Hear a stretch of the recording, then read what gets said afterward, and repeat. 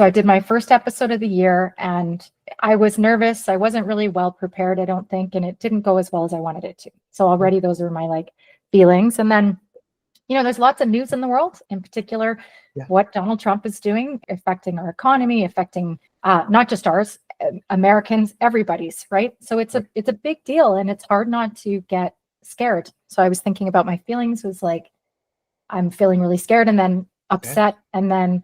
Yes, it is a big deal. And yes, the fear is valid. And that's why we talked about, labeling that. Oh my gosh, yeah, that's so valid. Okay, so what do we want to do about that? How much is me? And the right answer, I would say, is most of it's you. You get to control that fear, right? Your ownership. And that's what we're going to talk about today. But then that next step, these are really hard to separate because they happen so fast, like labeling, ownership, and expression all really go together, but we're deconstructing this process. So I'll try to weave that in if you want to cover that, but you're absolutely right. And actually, I used to have the skills reversed here, 4 and 5. So it used to go labeling, expression, ownership, but then it kind of made a little bit more sense. Like, okay, I need to own it before I express it. So that, I don't know, there's some back and forth there, but this is such a fun skill. I can't wait to hear what people have to say about this, because it's sometimes people will hear, well, so you're saying I shouldn't be upset? And I'm like, no. There's even a part I just reread it again. It says, no, that's not what we're saying. Oh, funny. That's awesome. Yeah, because you're right. Because I wanted to hear that your fear is, it is normal that you feel fearful. It is normal that, yes, absolutely. And then, but to me, it's the other part I was hoping we could talk about a bit is the situational versus the personal things. Okay. Like what I mean is, a lot of fear comes from things that we're not even bringing on. Like it's not something that's in our, it wasn't something we were expecting. There's a lot of, like, I guess, a lot of this stuff is brand new. We're in a lot of unknown, which when you talk about predictability, we don't have a lot of predictability in our lives right now. So I think it's biggest threat is the unknown. Yeah. So, yeah. And I guess sometimes we do get overcome, I suppose, but yeah. And I guess what I am learning from this too is that not nothing. Generally speaking, social emotional things don't need to be dealt with right then and there. They generally can take a break if there's something, if it's really elevated and it's obviously important, right? And you're not going to manage it well in that lizard brain. So. Right. Yeah, not possible. That's the part that I have to get past. Always starting at 1. It's always, you got to start there and work up to here. Because this step isn't even possible if you're in fight or flight. I mean, you just can't do it. So. Right. Yeah, for sure. Yeah, because we'll just go right to blame. We'll go to all these other things that are reactive. And it's not even possible to get here. So.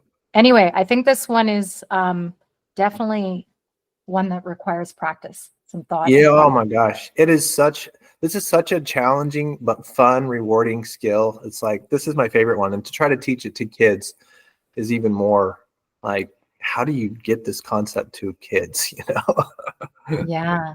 We do it with games. We have a couple of games that we play. One's called You Can't Make Me Smile or You Can't Make Me Laugh. And they try to get each other. One's supposed to not laugh and one tries to get them to laugh. And so it's this whole idea of how much control do I have over my emotional response to what you're doing, right? So you could flip that around to make me mad, make me scared, and what they end up finding out is that they can have some control over their response to whatever someone else is doing. All these things that I somehow think would be helpful for adults too, if we're not. Oh, for sure. Yeah. So hopefully, this last week we're in this domain of emotion regulation. So we never really leave the skills we've learned previously. So we've still got that biological response, threat, and safety, but now we're adding on these emotional components. So the first one was labeling. Got to know what we're dealing with here before we can regulate it. Try to put a name to it, specific name to it. And then this week, what I asked you to do in the book is to think about this idea of how much, so I'm angry or I'm sad or I'm scared. How much control do I have over specifically the intensity and the duration of that emotion? So I like to put numbers on things. You guys know that. I use a scale of 1 to 10 a lot of times. And I use this example, in my work, behavioral health center. So I might see Sarah on the unit today, and I was working with her yesterday. I might say, Sarah, you were at a 7 with me yesterday, and I totally get that. You were upset.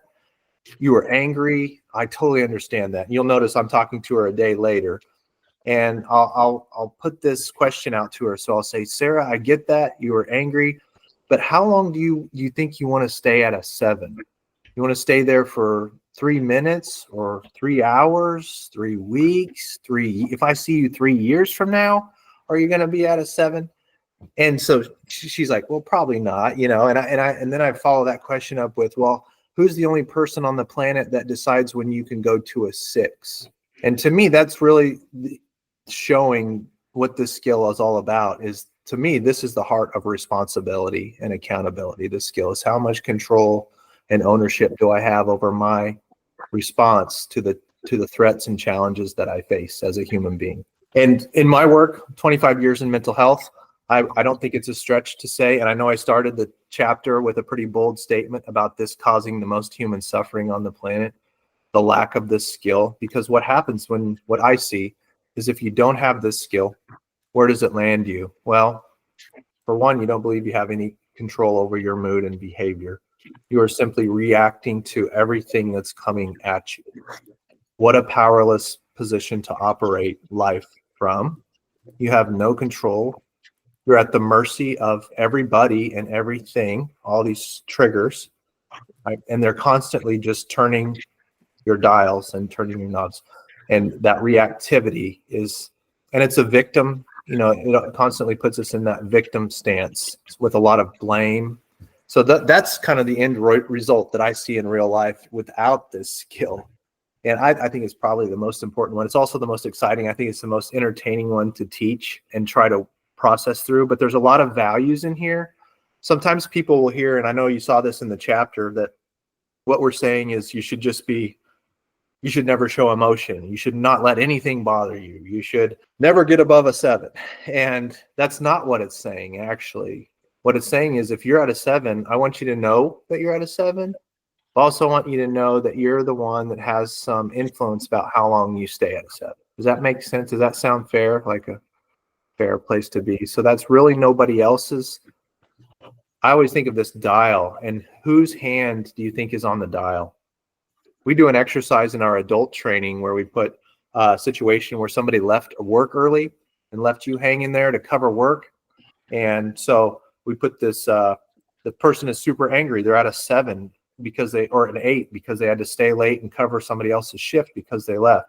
So then we have this pie chart and we say, who or what caused this person to become so upset? Was it the person that left? Was it the work? Or was it themselves? And then to apply a certain percentage to each one of those potential causes. And it's really interesting. If you put the person that dipped out or the work, all these things that you don't have any control over, it's really interesting how long people choose to stay in that upset. But if you believe that you have some control over that, then it changes things. Any quick questions about that? So this ownership and control thing is such an interesting skill. Yeah, do you mind repeating the 3 things? So it's if either it was you that decided to leave. Well, we actually let them choose the 3. So we have to, choose who or what caused the main character here to become so upset. Was it the person that dipped out? Are they going to blame that person? How much control are they going to give that person? And then usually the conversation evolves into this point of, who is angry and suffering? The person that left work, they might be out at the beach. We don't know where they are. We don't have the information. They might be having a great time. Who's the one that's at an 8? Right. Who's the one that's taking that home with them? Who's the one that's a coworker at an 8 now, working with patients or students or with our family?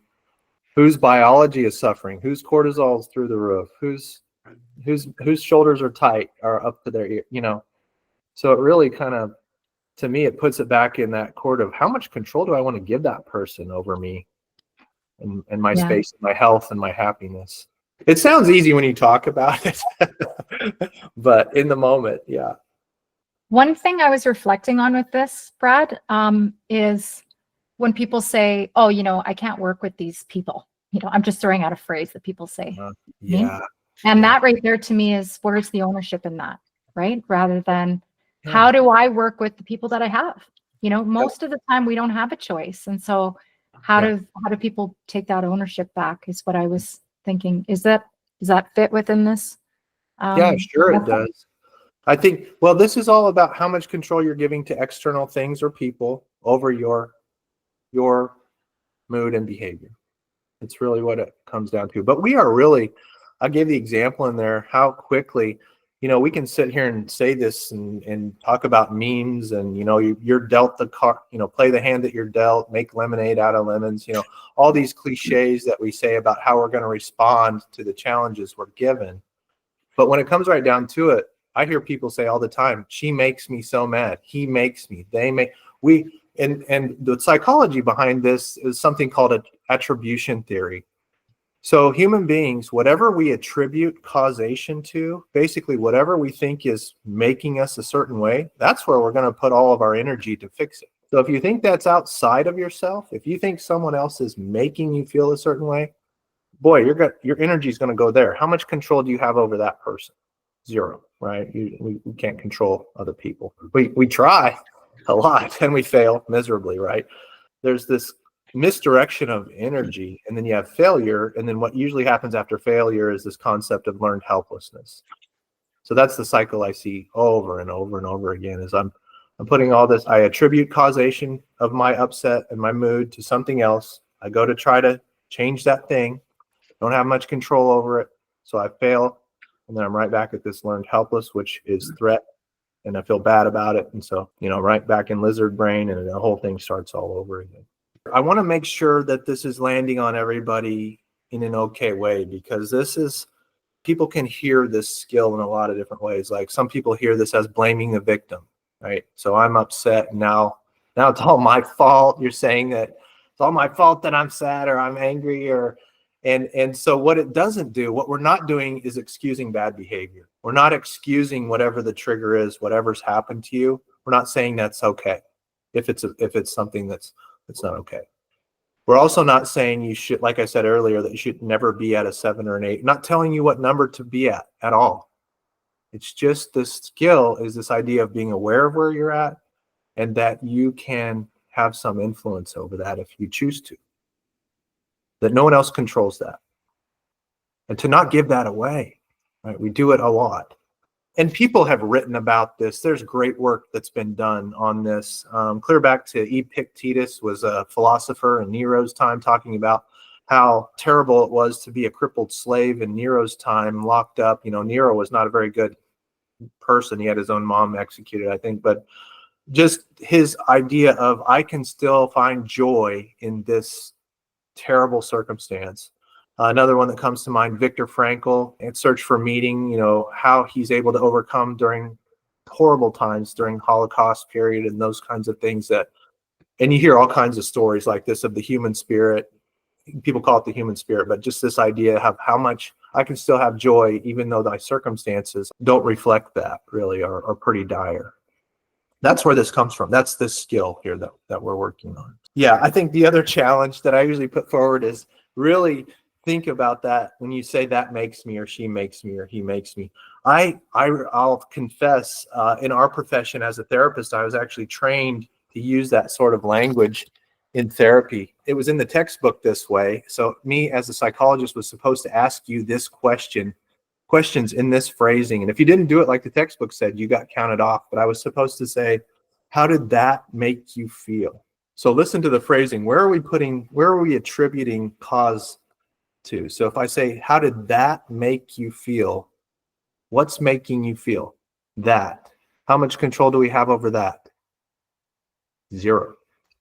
So I've since written to my professors, they don't like getting emails from me anymore, but so should we be using a different phrase instead of how did that make you feel? Should we be reordering it or rewording it? So take a stab at that. What do you think would be a way to rephrase that?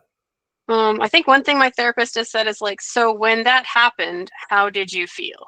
Yes. Or you can just take the make out of it. How did you feel about that? Where's the power? And you say those two next to each other out loud. How did that make you feel versus how did you feel about that?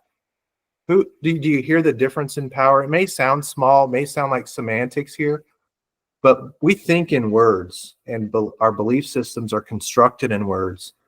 And if you're going to put all the power over my emotions with something outside of our control, we're not starting from a good place.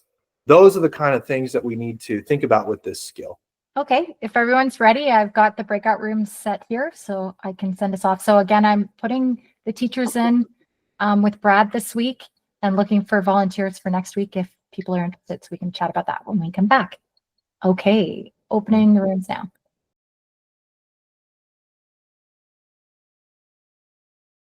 Some heavy stuff in this one. Who's in control? Anybody summarize themes that came out, or any insights or light bulb moments, anything like that come out of the groups? So we were talking about like big injustices, like big. So there you go, Brad, where it was a big conversation for us too.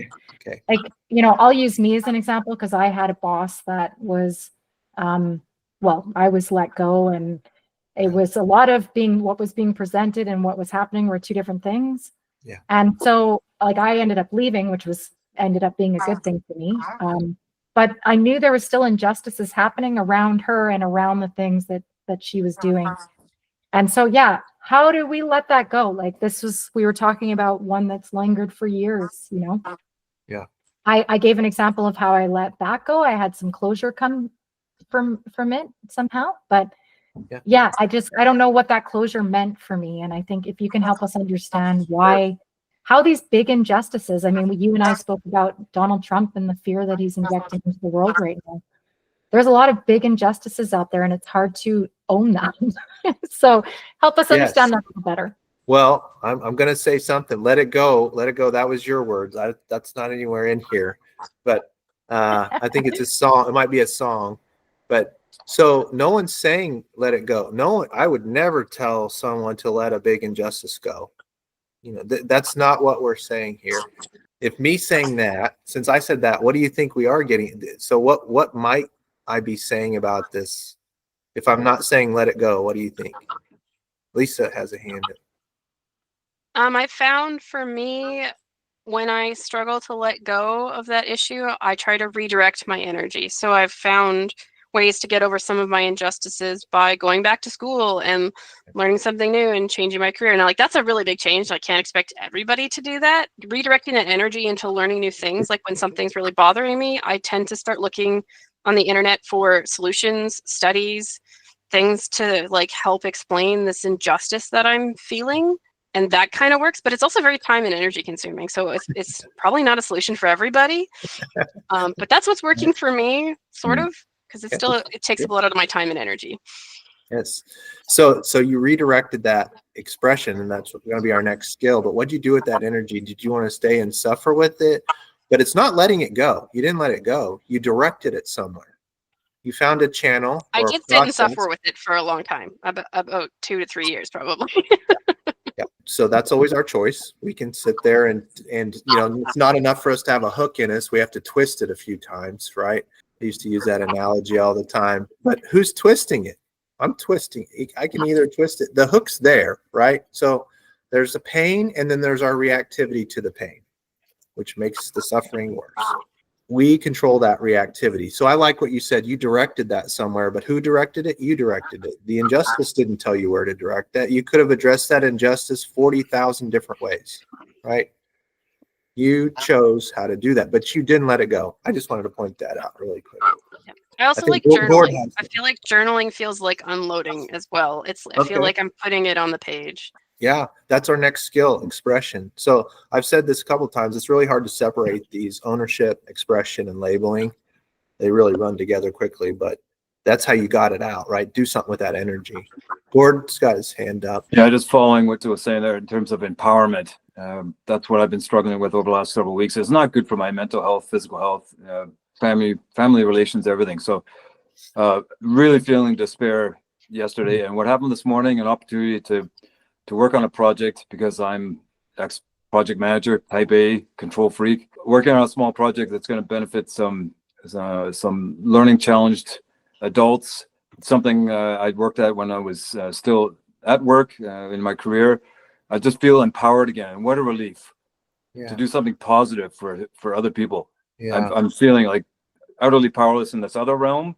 Yep. Small incremental steps, but this little project can benefit a whole group of people that would never have seen the benefits of what technology can do. And I'm able to provide that. It was so inspiring this morning to get that phone call. It's yes, something positive. Good for you, Gord. That's great. And this is a whole framework of skills, right? So that physical part, if you're just getting threat, that's driving you down into that lizard brain. It's just going to be reactivity. And how powerful are we in our lizard brain? Not very. Where do you have control over creative outlets and thoughts and empathy and seeing another person's perspective and problem solving? All that's up here, right? When we experience that threat, we go down here into that reactive, just the rat in the maze, running the wheel. So this skill isn't even possible when you're that threatened.